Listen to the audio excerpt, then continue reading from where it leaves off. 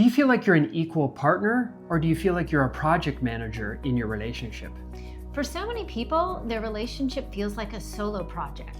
If you were the one that stopped trying to send the text, create that family schedule, or bring up those tough conversations, would your relationship fall apart? If the answer to that makes you feel all wiggy inside, then you need to keep watching this video. Because we're going to go over the behaviors that indicate that your relationship might be one-sided and what you can do about it. So grab your pen and let's begin. Okay, so let's talk about one-sided dynamics. We're going to talk about the definition, where we see this with our clients, and what are the behaviors that we point out for them, and then what you can do in the end to renegotiate that power dynamic. So one-sided dynamics means that one person in the relationship is doing more of the heavy lifting. Right. That could be either the physical heavy lifting, like they do more of the cleaning, the organizing of the schedules, packing lunches, children, all of that, taking care of the dog, those kind of things, or it's the emotional lifting. Right. Our connection, our repair, our State of the Union talks, our togetherness. It's the more emotional part. So it's done more on one person's shoulders than shared equally between two people. One of the things we see it in is one-sided communication, where you see that one person, they're sending the texts to each other, the check-ins. They're communicating to keep their lives organized. So, like coming down for breakfast and saying, "Okay, so what are we doing today?" Yeah. They're promoting the togetherness. They're the one that's organizing the us part of the relationship. And and that they have the wherewithal and the appreciation that what I'm thinking in here also has to be communicated to you out there. So they put the energy and the effort into making sure communication is happening. Mm-hmm. And then so that drives the togetherness. So, we can only go together if you and I are on the same page. Mm-hmm. And so it's one person putting more effort in and the other person putting less effort in. Right, because that person is actually creating the togetherness and the experience. The other one is kind of just being dragged along. They're like pulling the sled and the other one's sitting on it. Sure, yeah. They're low effort, low engagement, but wanting a big return on that. I said yes, so then I get all the benefits of being able to do that. That's exactly it. The second area that we see this being done on is around emotions and needs, so that one person's emotional well-being is at the center of the relationship. So it could be their joy, but more often it's about their pain. Right, and that pain could be in the form of like anxiety. So they have a strong need for things to go a certain way, but it's that one person's emotional needs dominate the household. Yeah. So that this is like someone's anxiety runs the household. Right. Or someone's crankiness and level of control means everyone else walks around eggshells. Right. Like, let's not make mom angry because... or dad angry. Yeah. So the goal isn't joy. It's like, let's not piss them off. I think the key is that it's not talked about. It's everyone moves around it. It's kind of like the elephant in the room. Well, but no one's talking about the elephant. There's no ownership. It could be very much talking about it. It could say, I'm going to be talking about my pain. And so that for the next 3 hours of the evening is talking about all my pain, my anxiety, how difficult life is for me, how challenging life is for me. And the other participant has to endure and caretake for the other person's emotional venting. And then, oh, now can I have some time for me? Oh, no, I don't have time for you. You're fine. What you're worried about is nothing compared to me. Right. We don't have time for this. I shouldn't have to listen to this from you. And the other person gets little pieces of attention, a little bit of a focus on them, but not much. Right. So in that dynamic, the other person gets the breadcrumbs of reward by being thanked or doing a good job of catering to that dominant emotion. Yeah, they are serving the other person. Yeah. making sure that they are happy and they get to come and go as they please and they get to do what they want, but the other person sits around and waits until they come back home or they're finished with their boys' night or finished whatever adventure they're on. So then, okay, now let's cram in our couplehood or our family time into this one evening that you have granted us with your presence. If you're not too exhausted from all the other great things you've been doing all week. Yeah. Yeah. The other thing I see it, and I think maybe in the world we live in today, I see it a little more often, is politics. One person's political view dominates the household because they have angst around it. And so there's no room for any other version of reality other than that one view. This is the right party to be with. This is the state of the world. It is bad. You can't see it any other way other than this. And there's no room for another perspective or position or experience. And that one I'm seeing a little bit more these days than before. Yeah. So the other place we see one-sided dynamics is in power or decision making. Yeah, one person gets to be the narrator or the spokesperson for the couple or for the whole household. One sneaky way that shows up in relationships is unilateral decisions. So one person makes a decision, we're going on a picnic today. And you're like, we are? Yes, I've arranged it. It's going to be so good. I'm declaring it's going to be so good. You see all the energy, momentum I've already put into it. You can't possibly say no to me now. Yeah. And it's a really nice thing. And I've thought it out. And I have some games that we're going to play, and we're going to go to the park. So there's a lot of emphasis and effort being put into making sure that one decision follows through. And it's almost forcing the other person's hand, that the other person doesn't have a choice. Right. The answer is yes, nod your head, go along and start packing. And act like you are grateful and like it. You know? Yeah. So the decisions, one person gets to make the decision, that same person gets to veto decisions. Like, no, we're not going. No, we're not doing this. This is what it is. And so that the royal we gets to be spoken from one person. Yes, exactly.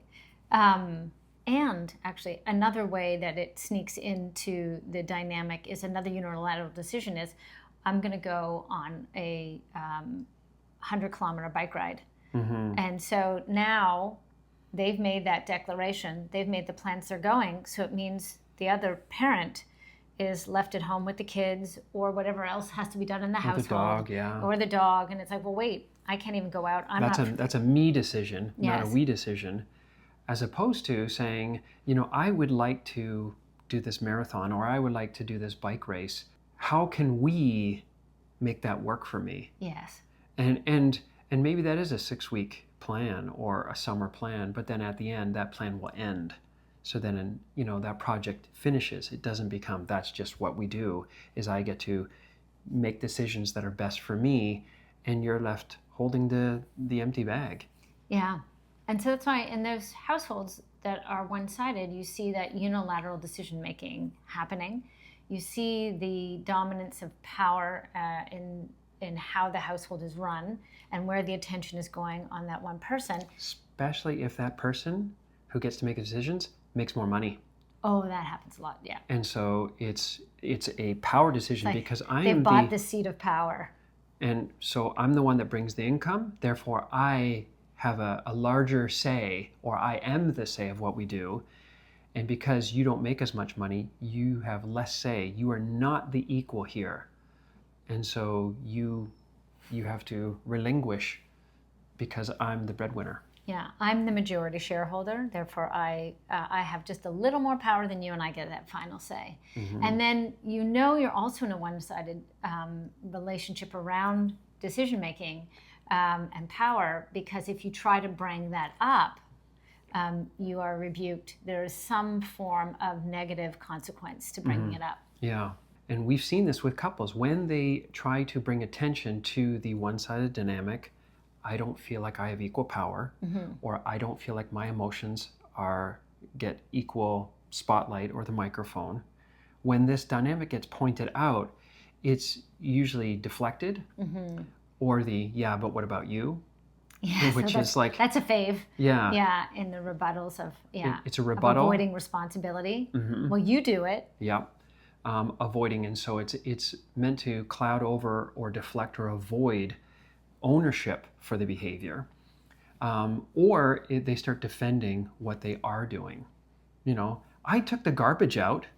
Yeah, and then becomes the laundry I list. walked the dog. Yes. And so now they are quick to remember all the one thing they did. All the one thing. And when it comes time to action steps, like here's how we can make things better. Like accountability? Yeah, very clear on what you can do. Here's what can be done to make this go well. It's your growth. Right. But conveniently, so I know what your growth is. Conveniently, I'll just keep trying, and I know I'm not perfect, so it's very generic, vague. They don't know how to step up to the plate, but they're very clear about how you can be more stepping up to the plate, do more effort, to do more things, add to your plate. You know what I love about it? Because you're saying they actually have the skill of specificity, because they can be very specific about what you need to do to change, but suddenly they lose the skill when the spotlight and the attention's on them. Now it's more vague and open-ended, and we'll see. Yeah. Yeah. So if you have someone that is telling you, I can be very clear about what your growth opportunity is, but not claim and understand what my growth opportunity is, that's a yellow flag that you have one-sided dynamics happening. So that begs the question, like, why do people stay? Like, if this is one-sided, like, why not just get out of here? Why do people stay? Why not cut your losses and get out? Mm-hmm. I think people stay because that doesn't define the whole relationship. Mm-hmm. There's other parts where there is good connection. They may also have children and have a life together. And I think everyone deserves the chance to grow into a better version of themselves. Mm-hmm. And if couples can work toward healing and understanding, then they can save the relationship. The only problem is that most times one wants to work harder than the other.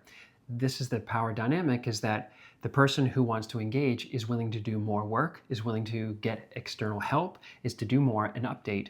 And so there's no growing together. It's just the growth will always be on you. So in that case, when it's at that point, why do people stay? Because they fear leaving more than they fear or the uncomfortableness of staying with what they already know. It doesn't mean that it doesn't mean that the relationship is healthy for them. It means that it's comfortable for them. I think also this belief in the possibility. Yeah. Like, oh, this is a project, so if I just do more and more, they'll change. And so if I love them more, if I communicate better, if I go see someone, they're going to be my pet project. I will love them into change. If people aren't intrinsically, internally motivated to change, to update, to grow, to take responsibility for their life, then they're not going to. And so I think it's this false hope that keeps people staying in one-sided dynamics instead of saying it's time to go. It's easy to see where on that spectrum you are, if there is hope or not. Just start bringing it up. Mm-hmm. Just start seeing if when you bring it up, your partner is actually interested in fixing it and taking ownership. And so we're now moving into the solution. What you can do about it is to talk about it. If you're seeing a dynamic and you're seeing a pattern, then call it out. Talk about it. And see where you get to. So it might sound something like this, like, hey, I don't feel like an equal in decisions in this household. Or I'm not feeling like my emotional well-being or things that are bugging me gets equal weight. I don't experience a 50-50 here in the microphone. You might say, I'm starting to build some resentment at how things work in our household. I have this story that I carry the majority or the weight of our dynamic. Mm-hmm. And that if I were to stop, I wouldn't see you doing to step up. Yeah, and stepping up. Yeah, by bringing the topic up, you're going to see their response to it. Now, this is not a one and done. You probably will have to do this many times to bring it up to your partner to say, this is not going away. So inviting them to have that conversation, to stay with you and renegotiate the power balance. And I think it's important to point out here at this moment that negotiating power and negotiating team isn't 50-50. Because it's hard to actually measure. All the time. Yeah, it's hard to measure. What is like taking out the garbage? How does that equate to cleaning bathrooms? Mm-hmm. It's a perception and a feeling and of equality. Yes. It's like, do you feel like it's equal? If you're with someone that does the tit for tat, I did the groceries, so therefore you do that, and they're the labor accountant or the emotional accountant, that's another yellow flag that they're defending their limitations. So if the conversations don't go well, then your next step would be to match the energy input. So that means that if they are low committed for engaging in the weekend plans, you pull back and don't engage on the weekend plans. Sometimes highlighting that from your change in behavior will spur the conversation. And the idea is that you're not pulling back on your energy from a spiteful place, because then you're going to be adding that energy into the mix and you're actually going to get mixed results just because you're bringing that energy. Mm-hmm. It's actually about pulling back to say, let me see what's really happening. Because sometimes when we are stronger in certain skill sets, we start doing and taking over very innocently, and we don't realize we're kind of almost enabling it to happen. And it's not that they can't do it, it's that you actually may not even be aware, you haven't given them room to do it, and you've taught them that you do this. So when you start pulling back, you're actually doing it to see what is really going on here. So I'm going to pull back and I'm going to see, do they start filling in and coming into the space that I'm pulling back from? Do they start sending more texts? Do they start saying, hey, what are we doing today? Because you've stopped actually starting the morning with that question. And then you get a chance to see where things are at. And then from there, you can now have, hopefully, meaningful conversation. Remember, your relationship is like building a bridge. It requires two people to build from both sides and meet in the middle. If only one of you is building, then you're just walking a plank.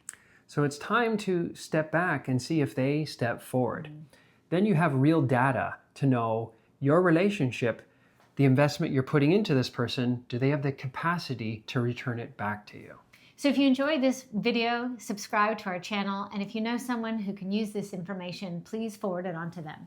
And check out this next video, The Laws of Relational Physics. This talks about the energy that you put into the relational space and how it affects your relationship.